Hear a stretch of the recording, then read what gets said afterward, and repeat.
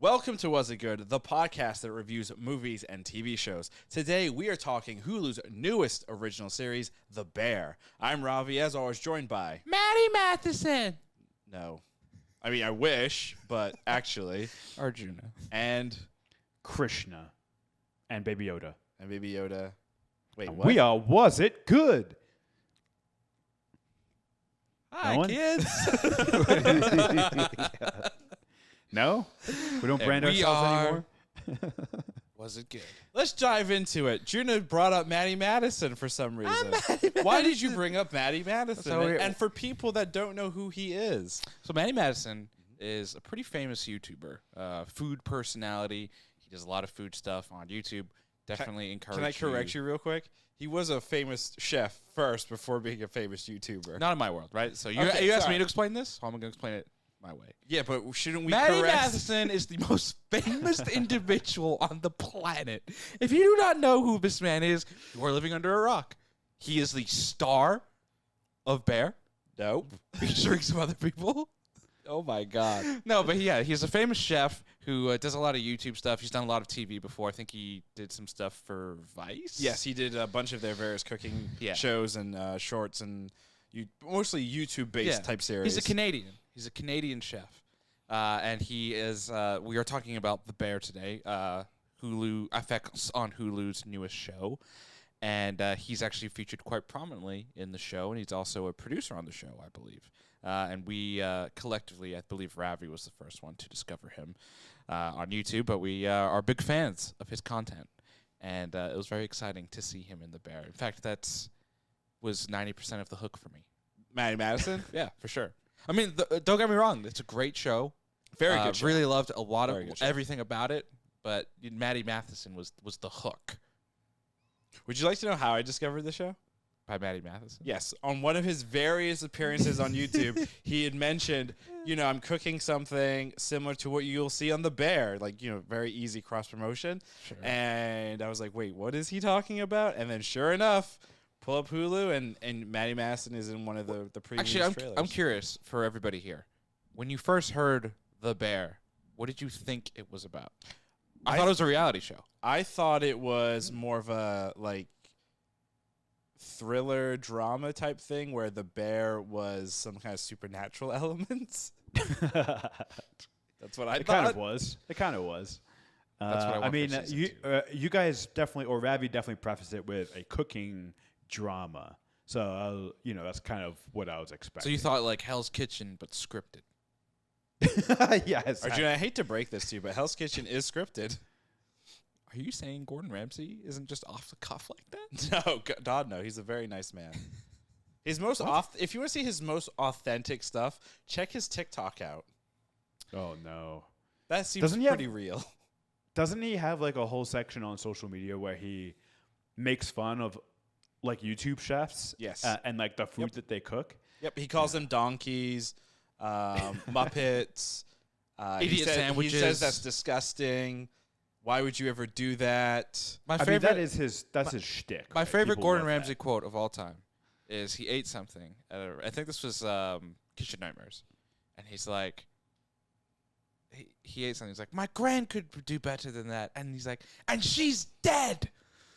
No, by far the worst. That one was pretty bad. By far the worst / best is I forget which Fox Gordon Ramsay cooking show, and one of the So many. contestants is disabled. She's blind, and she's no. cooking, and I would say like in society we when you see somebody with a disability or whatever, especially on television, it's usually done. I don't want to say tastefully, but it's done in such a way where you typically would, especially in a contest, you would see, like a blind person and you would think that something positive was going to be said, right? Sure. And the music and the cutting and what he starts off with, it's very much that. You're like, oh, like she did a really good thing. Like it's going to be great. And he flips it and he's like, this is disgusting. And then goes on to semi-insult. Gideon's Kitchen. So it's pretty bad. Yeah. Damn. Yeah. I will say, But she ended up winning that season. Just, Did she really? I mean, yeah. This isn't Wait, is this real? this isn't Hell's Yeah. Kitchen. It's the other one where he has the two other chef. I forget what it's Oh, called. Yeah. Master Chef. It's not I Master think it's Chef. Master. That's Master Chef. It is, I think it is Master. I thought Master Chef was the one on Bravo. Or That's is it Top Chef. C. Master Yeah. Top. She won that season. That's I amazing. remember because it's the only season of Master Chef I've ever won, and it was high drama, like the blind lady winning. Yeah. Woo. That's. I mean, see it awesome. coming. That's great. That's great. But Guys, I want to do a soft pitch here because we mentioned Top Chef. sure. They're doing Top Chef season 20 next year. My God. And it's in London, and it's their all-stars, but it's not just the all-stars from the American version. It's the all-stars from all of the international Top Chef versions. So I think we should do daily pods on the show. Real quick, when you said I have a pitch, I thought you were going to say the three of us should enter. And I was confused because we've not won a Top Chef. So I was like, how are we getting in? No, we should review And it. also, we can't. daily. None of us are that good at cooking. So. We are from planet Mars. We were the Top Chef winners. We thought. We are Martians. So real We quick, are. Yeah. Go so ahead. real quick, I was just in Vegas, Mhm. and I was at Caesar's Palace, and they have a shop, right? And they, all these shops have. I went to get like water, All these shops have shops. and Wow. they have all these souvenirs and stuff. And Right. Caesar's is right across from Ramsey's Vegas Hell's Kitchen. Yeah. So they actually had the jackets, like the blue and the red jackets in there. How much do you guys think they went for? $250. 300. It was $185. That's not bad. I'd pay that. It was not great quality. I mean, Oh. I'd still pay for it. I'm stupid. Could you imagine like the Mando figure in here with a chef jacket on? If it was Cool. $20, I would have gotten it for you. Yeah. But it was a little. You know, speaking of the, I don't know, we're not talking the bear, we're just wherever here. But another side note here, there's also Master Chief from Halo. Yeah. There's a cosplayer that goes to like all the SoCal conventions with a Master Chief helmet and then a chef's jacket, Master Chef. Chef. So anyway, That's great. The Bear. Speaking of cooking, Yeah, The Bear, a show where a brother inherits his unfortunately deceased older brother's restaurant. The younger brother is a worldwide renowned chef, trained in some of the best places under Joel, what's his face? Joel McHale. Joe McHale calling him a Muppet because, the chef industry or the restaurant industry, from what I've gathered from television, is it's just a bunch of people screaming at each other. does Joel McHale just do cameos now? Is that like his career? Pretty much. It's tough. He does have a series, I thought, coming out. Talk soup. Maybe? I'm not sure. Well, he was the talk soup guy. Yeah, he was the Talk Soup guy for a very long time. And then he did a spin-off thing on Netflix. I think it was called Community. Yeah, that thing. Yeah. That little tiny thing that was produced by Yahoo, remember, for a season? Season 6. But very interesting show. How would you guys kind of sum up the show in one word? What's your one-word impression of the show, Krishna? Chaotic. So the show, as you said, is about cooking. Most of it takes place in the kitchen, and the kitchen is a very chaotic place. And I thought the show did a fantastic job of capturing that emotion, that feeling. Everything from the camera work to the acting to the plots. They took the chaos of the kitchen and then they made a whole show about it, and they did well. So I think easy one-word impression is chaotic. Why do you have to steal things from me? Wow. Well, your mistake was you had me go first, so I took the natural. Well, you weren't paying attention, One-word so I was trying to impression. be like a teacher. Those jerk teachers that pick on you when you don't want to pay attention? So just teachers. Yeah, teachers. Oh, Just man. teachers do that. Jerks. Because teachers Trying to are educate me. jerks. I have a lot of friends who are teachers. Yeah, and they're jerks. Trying to educate and make the world a better place. How dare they? Some of them. Most of them. Oh, wait, our producer's brother's a teacher, too. Oh shit. Yeah. Whoops. Is he making the world a better place? He's making A place. my a world a better place. Aw, that's sweet. That's really Yeah, I sweet. hope you're listening, Samuel. Who's filling out the outline? I don't see it. Or Christian's one word. I already forgot what it was. Chaotic. There we go. Arjuna, what's your one-word impression? Mine's gonna be hungry Interesting. because the show Right. with its food made me hungry. But the show with its cinematography, with its character development, with Right. its plot, also made me hungry for more. What is I wanted happening? more and more and I'm more scared. because I am the bear. Sleep deprived Arjuna is Guys, I'm the greatest podcaster. chaotic. It is chaotic. Yes, It is chaos. it's a full circle, right? No, here. but I mean, the show is obviously like very beautifully shot, and they've really nailed the food. Go back to your other version. I like the your more food chaotic part of it. Yeah. And I did legitimately when they would show like the prep of just even the simple things of like cutting the onions. You know, you're like, that's so beautiful, and like I'm hungry. when Did I'm you watching pause it to see how to cut onions? Yeah, I did rewind it a couple times and just like I just was like, how do I make Why do you my think Arjuna's fingers cutting better? tips are missing? Hello. he tried cutting some onions. Just tears coming down my eyes. But you know why? Though yeah. it's interesting. Like both of you have mentioned, like the cinematography, and then Arjuna, with being hungry and everything. You know, there is a real term called food porn, right? Where it's very beautiful, glory shots, high contrast, good lighting, great shadows. The Dexter intro. Yeah, the Dexter intro is a really good example of like food porn. McDonald's commercials. McDonald's commercials. You know, those never really make me hungry. They just make me feel sick. You're lying. Ronald McDonald is scary. You know that. You know it's beautiful work of art. Those commercials. So they work on one person. here. Christian, I don't pay for cable, and in terms of like That's a good point. a consistent live streaming thing like YouTube, I watch a lot of YouTube, but I pay for the YouTube remover of ads primarily You so do? I don't have to like see the But you McDonald's pay ads. for no ads on. It's YouTube. on our Was It Good YouTube page. That Yeah, one this that ad- has this no ad-free. ads. I don't know if you know that. Yeah. I did know that, but I always forget to switch to it. Well, that's your problem, not mine. Also, don't because the algorithm is set up beautifully where I only get the content I want to see. All So- right. Yeah, I'm gonna. Nobody fuck else that uses up. I'm it. gonna start doing gonna Ocarina fuck of it Time speed runs. No, God, no. There we go. Fine, Oh, man. I'm gonna look at weird things like paint drying. Fine. I'm gonna listen to Adele. Adele over I'd be and fine. over. I'd be fine with Adele. What's the top paint drying YouTube channel right now? I'm sure it's probably just like top Is it just like bear drying, paint? bear paint. Like It's was it good? yeah. Why? Damn. That's depressing. I couldn't help it. That's Sorry. depressing. Self-own. The other thing that's funny too, though, is like you had said hungry, right? Mhm. The other thing that I thought was really good with the show is after a couple of episodes, if Lauren and I were cooking, we would just make fun of not fun of, but we'd be like, chef, because in the show, the main head chef says that you refer to everybody in the kitchen as chef as a sign of respect.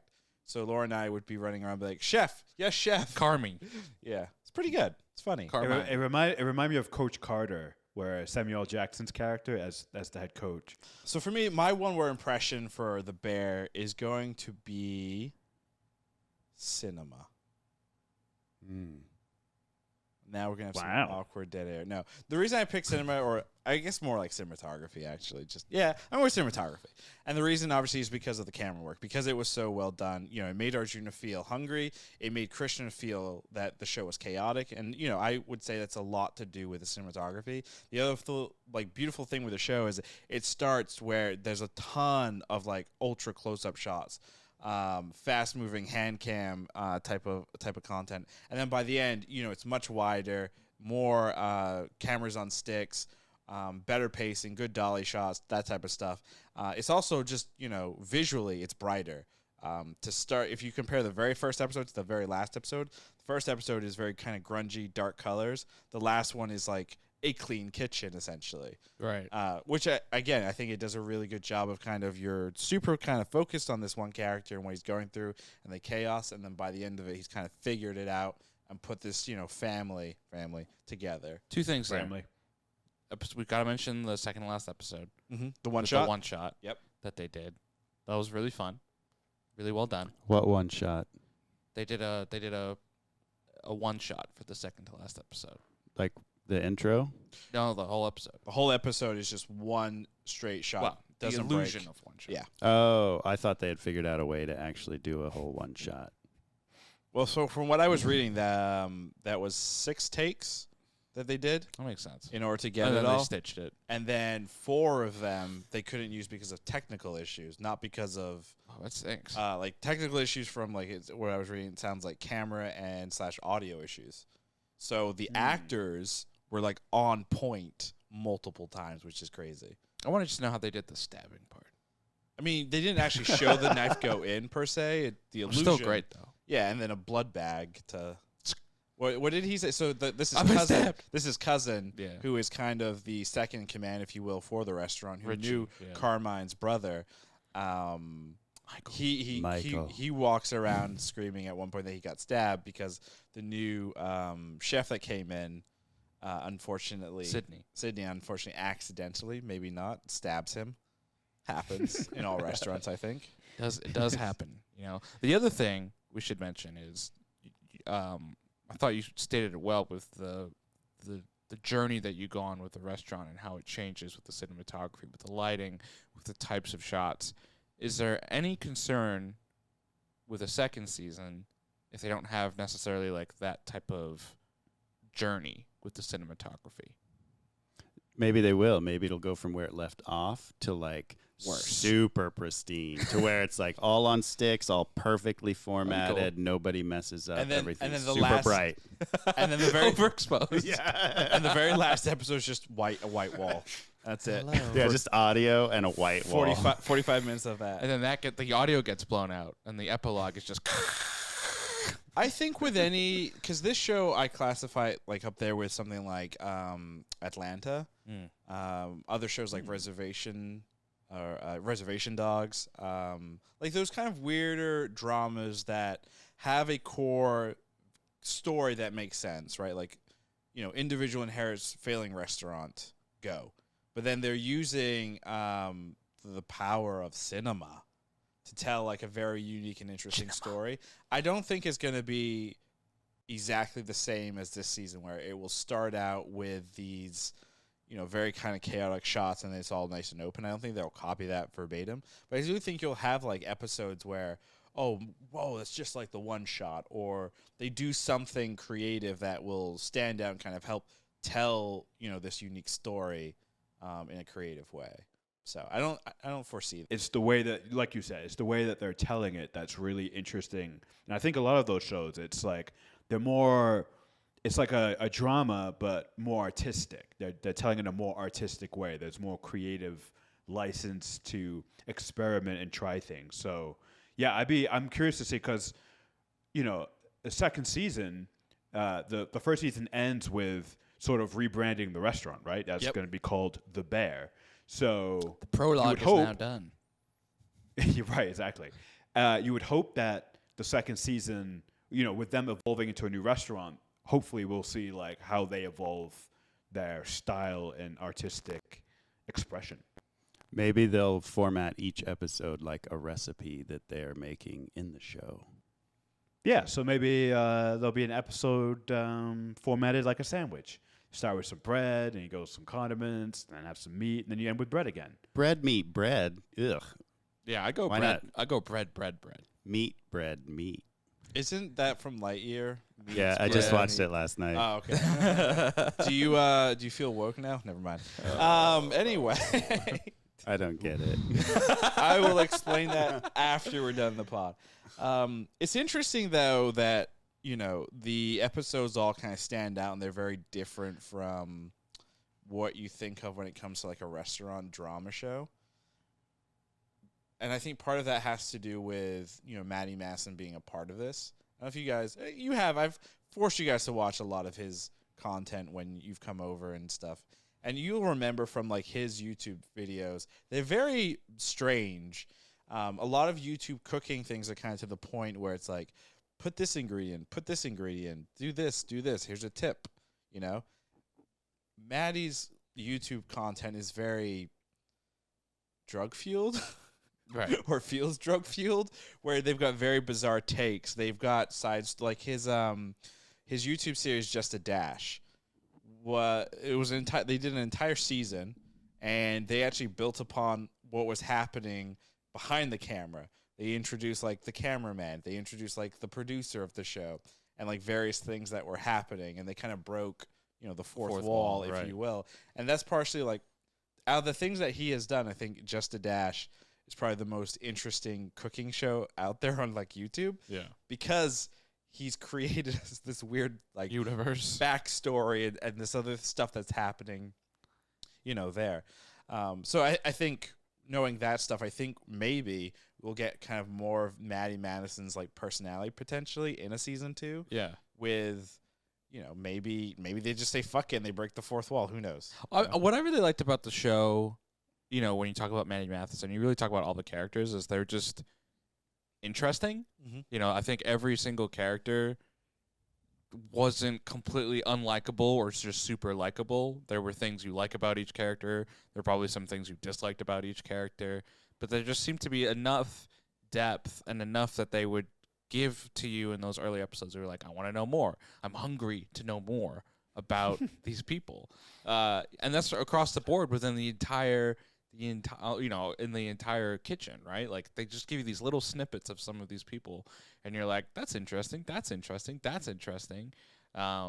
Even beyond like the core cast, right? Even like the dishwashers and all these other people that are kind of in the universe. So I thought they did like actually a really good job of world building their like restaurant, and just building an interesting story with interesting characters. And when you have that base within that season 1, you can really expand it and you can really go in a lot of cool ways and a lot of cool directions.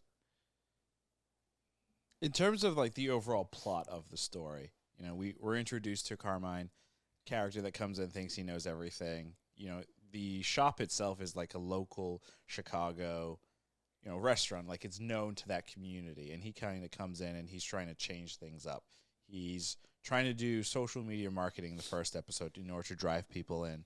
Unfortunately, it backfires on him, right? Where you have a bunch of nerds coming and then get a little rowdy, and then Cousin has to come out and shoot a gun off to get everyone to like shut up. As you do in Chicago. You guys haven't done that? No, I usually go to Chicago to throw my trash away. In particular, blue things. I'm not going to mention what those. I've heard other people will sometimes just try to order Uber via Google before it's been invented. Yes. Yes, and sometimes I was ahead of my time. And then sometimes go to Chicago, meet a coworker who is significantly older, and then is able to drink us all under the table. Chicago's a great place. Great place. It's true. We're just for random. We're referring to our trip back in 2019 to Chicago when we went to Star Wars Celebration. Yeah, good times. We didn't see any guns being shot in the air, thankfully. So. It did snow though. God. It did snow. It's not great. But in terms of like the general story, like it is a pretty tough, story in terms of the whole reason, unfortunately, Carmine is there is because his brother does, commit suicide and then leaves the restaurant to him. And they had a fallout before everything even happened. So Carmine is, trying to figure out a restaurant, but then he's also dealing with a pretty big, a big thing in his family. That's also affecting all these other characters like Cousin, that to a degree is affecting Sydney, and everybody else is kind of in this in this universe. Because even though Sydney didn't know his brother, right, like she's coming into this restaurant while they're dealing with that. She's dealing with those stresses within the one shot episode, right? Sydney quits because of the stress that they're under, trying to launch the stuff that she wants to. And she has her own stuff too, where she's coming from she had her own small restaurant or food truck. She had a catering business, and that unfortunately fell under. Yeah, and it got too big, too quickly. Big. She had to move back home. So like everybody has their own shit, and then they're dealing with like the bigger arching shit of where they all work. Right. So it's going to be a very stressful thing. If you had a moment in the entire series that stood out the most to you, besides the one shot episode and stabbing Cousin in the butt, is there anything else that kind of stands out to you in terms of like maybe a favorite or least favorite part? Good question. I really like the flashback stuff with Michael, expertly played by John Bernthal. Michael Lehrman, expertly played by John Bernthal. I'm surprised to see. That's me. But no, I thought that was great, and like I'm not sure if you guys knew he was going to be playing him, but I didn't. That was like, I had no idea. I hadn't looked it up, and then it was like, oh, that was John Bernthal, which is funny because the actor who plays Richie, Cousin, was in Punisher with him. He was the is the guy, the guy in the van in the first season. The guy in the van. Essentially, Van Man. Van Man. So that was cool. It's like Right. they have a pre-established history. Acting relationship. Well, John which is Berthold's pretty also cool. from Chicago, right? I have no idea. I thought he was. I'm gonna look that up because you know what's interesting with John Berthold. He seems like he's from Chicago. Well, he's in the HBO series something. I think it's like Chicago PD or something, or basically it's about corrupt cops in Chicago. So I will always know John. I will always remember the first thing I saw John Bernthal in, which was Walking Dead. Oh, And, sorry. He's from Washington, D.C. Oh. So basically, Chicago. The Chicago of the East Coast. Sure. Wow. Please don't hurt me. Real quick, hot take. New York City, Boston, Chicago, Washington, D.C. To me, all the same city. There's your All hot right. take. How can you say that? Chicago is What the infinitely hell? better than most of those cities. They all get hot. They all get cold. They all are filled with really mean people. They all smell. There you go. They all think they have better food than the other. 4 out of 5 of those describes L.A. The only difference here is it doesn't get cold. Exactly. We're unique. Wow. Also, the people here are nicer. Yeah. Shout out to LA. Because they don't want to talk to you unless you're in the industry. I was in the East Coast. They have Dunkin' Donuts way more out there. Ugh. Yeah, Dunkin' Donuts is You like don't a heart like attack stale waiting to donuts happen. and scorching hot coffee that'll burn your tongue off. Drink the coffee first so you don't have to taste the food. That should be their motto. That's a good strategy for dunks. No, but when I think of John Bernthal, I always think of Walking Dead, Mm. and the Shane arc of him, like just doing the Shane. Remember when he like rubs? It's like Jesus. he was great. Also in the Punisher, Yeah. like there was a few shots of him just like having panic attacks, and for whatever reason, it always made me laugh because he would do the Shane thing, but the camera at work in that show was like every was a different angle. I don't know. It was Well, there's also the famous well. meme from Punisher where he's like, no, Yeah. no. Yeah, right. exactly, No. exactly. Yeah. That captures it perfectly. Yeah. Oh my god. So looking ahead to season 2, if you had a wish list of things, I think we can all agree we want to keep the cinematography interesting and different. Keep it unique like they did this season. But what other things would you want to see in a season 2? And if you have a bold prediction or you think where the show's going, let's hear it. I'd love to see Joel McHale's character run into Carmine.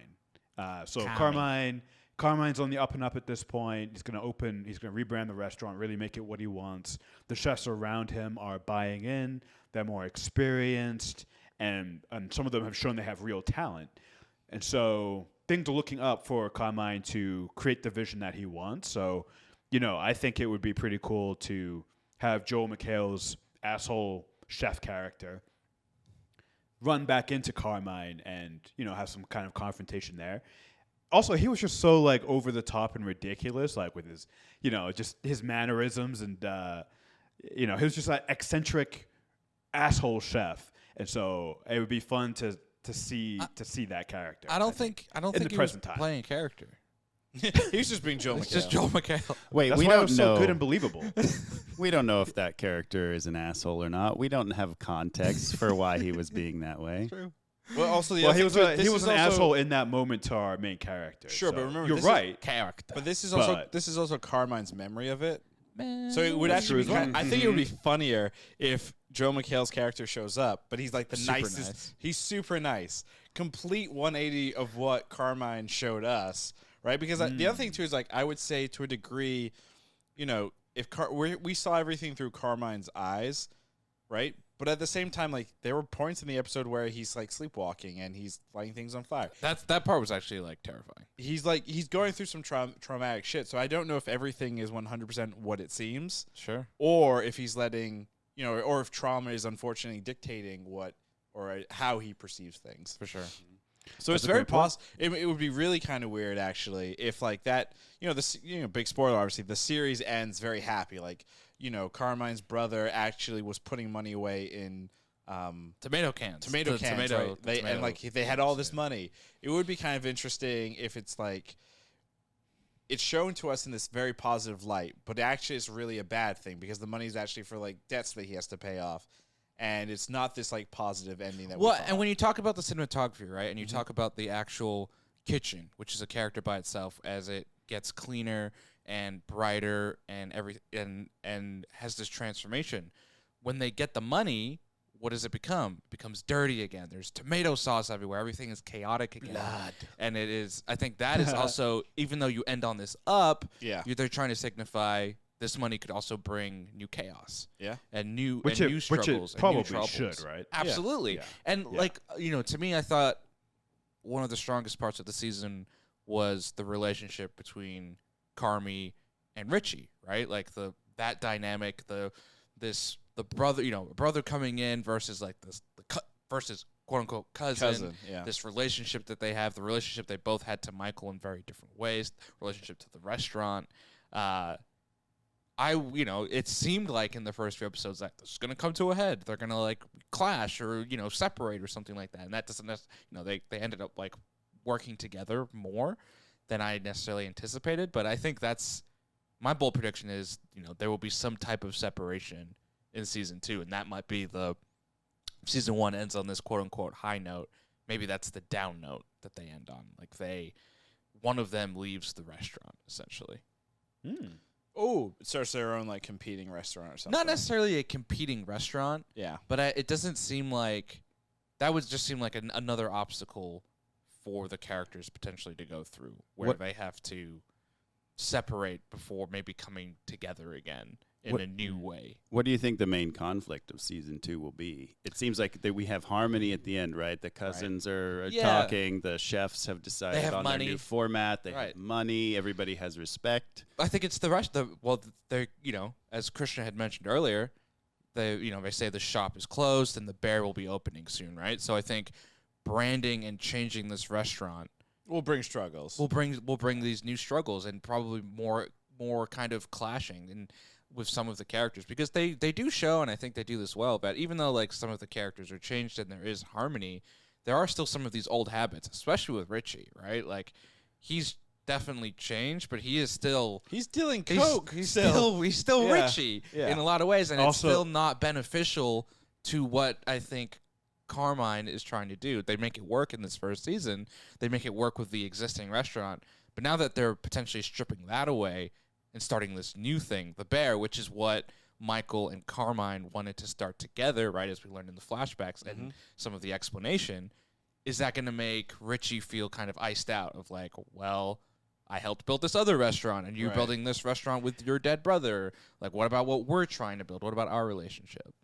Also, you would have to think that we saw the talent rising with some of our chefs, our other chefs outside of Carmine. Yep. So you're going to think ego's going to get in the way, right? Sure. We saw a little bit in season 1, but Carmine was still like head chef, right? He is the head chef, and his say is final. And I think as we get along, as other chefs get more confident in their abilities and show and prove that they can cook as well, I think we're going to see a clash of egos. Like, what's the direction that the Bear is going to take?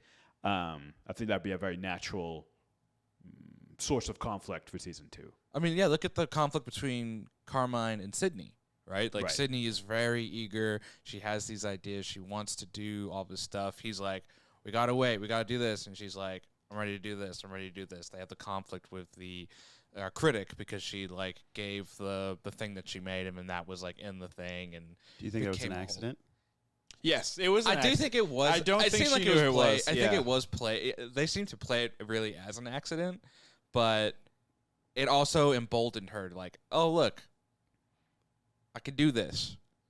Now let me do my stuff, right? And that caused more of an issue, I think. And she's then the online ordering part kind of took that all that street cred was lost, right? And then she quit, right? Because it was like Carmine like lost his mind. Yep. He totally lost his mind. He was eating a donut off the floor. A delicious donut. That to me was like the saddest part when he took Marcus's donut and threw it on the ground. I was like, oh. Yeah, Marcus is another character we didn't really talk about. Like he was just what was that, line cook, I think? A bread maker. He was the bread maker.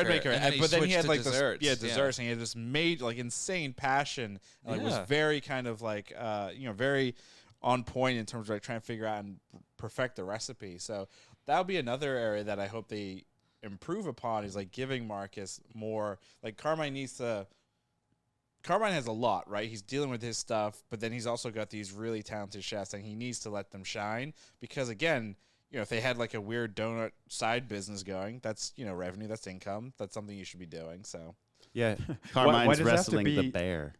exactly, the bear from within. I just want to know why does the side donut thing have to be weird? Weird side donut thing? Yeah, weird side donut thing. I mean, if there was a donut place called Weird Side Donut Thing, I'd be very curious. And then like you have the restaurant, but everything's on the side. And so like the front is just a blank wall. With that, I'm officially announcing the Was It Good side donut business. Weird side donut They are business. NFT donuts. You can buy them digitally and own them forever. They taste like nothing.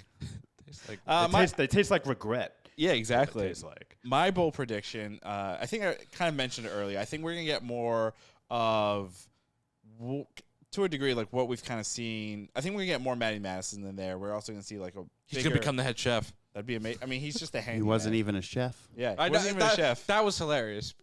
Yeah, he not even being a chef in there. The plumber. He was like the tech guy. But I think we'll get more Matty Matheson there. I think we'll get more, standalone episodes where you can kind of look at them and you'll remember them as like my favorite episode, like more of the one-type shot stuff. And then I also hope that we see more John Bernthal. Obviously in flashbacks, but I kind of think plot twist, he's alive. Yeah. He's in the big tomato can. But I think more flashbacks would be kind of interesting with him, just to kind of learn more about Carmine and his relationship. I have a quick question, and I don't know why this popped into my head. Very different shows. Mm-hmm. Ted Lasso and The Bear. Yeah, a little bit. But sure. They're both kind of feel-goods. And they're both trying to whip a team into shape. But in terms of like Ted Lasso kind of came out and then people discovered it and really loved it, right? Right. That's what's happened here. The Bear came out, people were like discovering it and really love it. And then then season 2 came out and everyone's like, wait, what happened? Right. Like, is there any fear?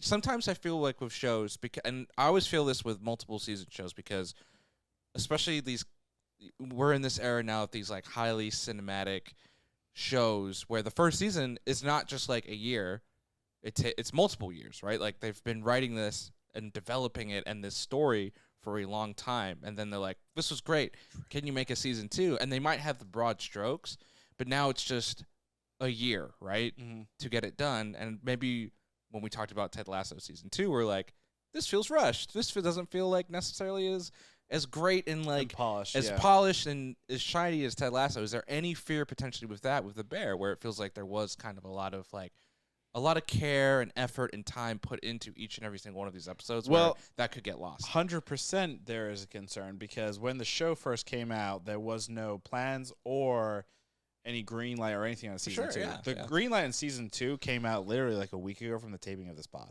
Right. Like it's very recent compared to when the show was dropped. Yeah. The other big thing as well is this show was dropped all at once. All 8 episodes were dropped at the same time. You didn't have to wait week to week. So that in itself, and we talked about that in comparison to with like Ted Lasso. People binged the first season. Everyone was able to binge the first season of Ted Lasso. Then you have to go week by week. And playing week by week does something when you're looking at content. Right. You're able to binge an entire show. You're able to pick up on, the overarching, storylines and side stories and all that stuff. When it's week to week, it is a lot harder. You're hyper focusing, right? So if an episode is weak, which again, if you maybe watch this week to week, you're like, yeah, this episode wasn't, nothing really happened, or like this one wasn't great or whatever. You don't have the benefit of, just watching to the 2 or 3 really great episodes or like that. It's hard to have consistent value with the entire thing, and that's the difference between the binge model, because like people didn't discover Ted Lasso season 1 until it was all released. All done, yeah. And that's why people were like, oh, this is great, this feels great. And season 2, everyone's like, I'm watching week to week, and everyone's like, were there any weak episodes in season 1 though? For Ted Lasso? Yeah. No, probably, but like, yeah, I don't think so. In comparison to season 2, definitely not. But I don't know. But there's all those factors Like with the timing, with the more hyper focus, and timing is everything with this stuff. It's just like how much time do you have to like actually write and put into the show when it's like years versus like a year. Like True Detective is a great one, right? Like I think they said they were writing that first season for like 5 a years, very long time. And then it's like, HBO's like, this is a great hit. Can we have another season in a year? And they're like, sure. Yes. And then but real quick, not to be too depressing here, but I don't think we have to worry about HBO much longer, so don't worry. It's fine. What? Too soon? No, they're Okay. fine. They weren't. But HBO Max. Yeah, HBO will exist, just not in its current form, right? Is that what's happening? It's gonna go back to like weird titty porn and stuff. And What? No, It'll be fine. Like it's there for the middle of the country. They don't want scripted content. No, the Euphorias and the Game of Thrones and all the stuff that's made by HBO is fine. It's all the stuff that they once HBO Max has launched, which is not HBO. HBO Max has its own like development team and whatever. Right. Yeah. All of the HBO Max originals are in danger of going away. Well, that's no big deal. We'll still have HBO. Right. So we'll still get that Game of Thrones content that no one wants. Yet. I've heard some things about the first episode. Anyway, we're not talking that. We're not jumping down that hill. So that's bold predictions, kids. I think it's that time. Did the bear make you hungry? Yes. The answer is yes. Yes. Krishna, was The Bear good? Season 1. Yes. Was The Bear season 1 good? The cutting on this sucks. Yes, it was very good. Honestly, it's a show that I wouldn't have watched unless it was recommended. So shout out to Ravi, I guess. Really, really good. Really good. Good drama, chaotic, and artistic. It's beautiful. If you want another recommendation from me, and you like The Bear, I would recommend Reservation Dogs. Okay, that was on the list. That's a Taika produced series, FX again.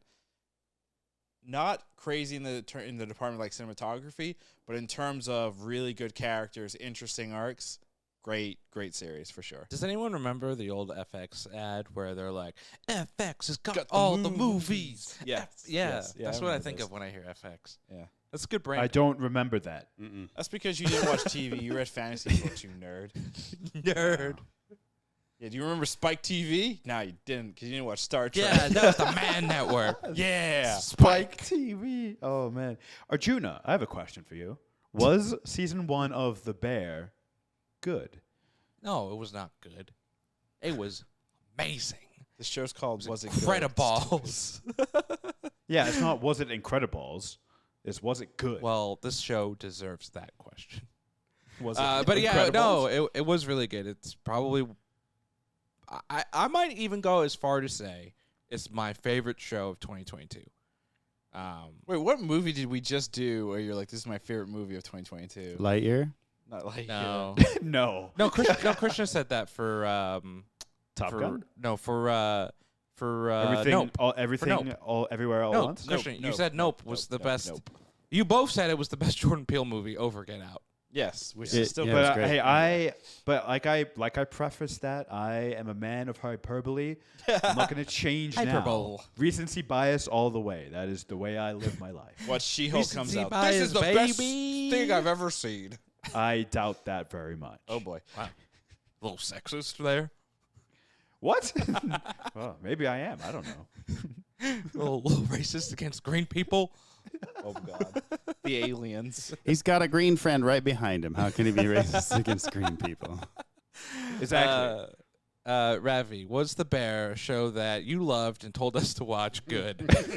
This is gonna surprise you guys, but yes, it was good. That is shocking. I honestly feel like there's good content still in the world, and you come across something that's not sci-fi, fantasy, or comic book based. Well, I mean, look, those I know, shocking, right? but those genres are there's so much of it, right? So there's a lot of it out there. It's Sure. an oversaturated market now. It's not like niche anymore. But it's not. Like But it's it not. But it's used to not, be. but it's not even that though. It's also like I actively seek that content out because that's Sure. my pride and joy in the world. But So- it doesn't give you pride or joy anymore. No, it doesn't. That's why I like. That's why these you're things rewatching like- Deep Space Nine. I'm well. What? I am rewatching Deep Space Nine because I'm finding that there are some episodes that are just too on point with like current world events, and it's creeping me out. Because it is the best of the Star Treks. Is it the Ferengi?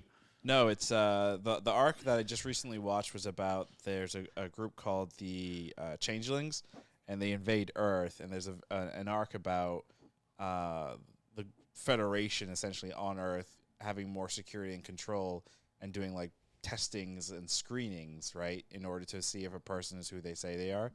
And it felt very similar to what happened with COVID and the screenings. Have you got to the Kardashians yet? You know, Kim, Chloe.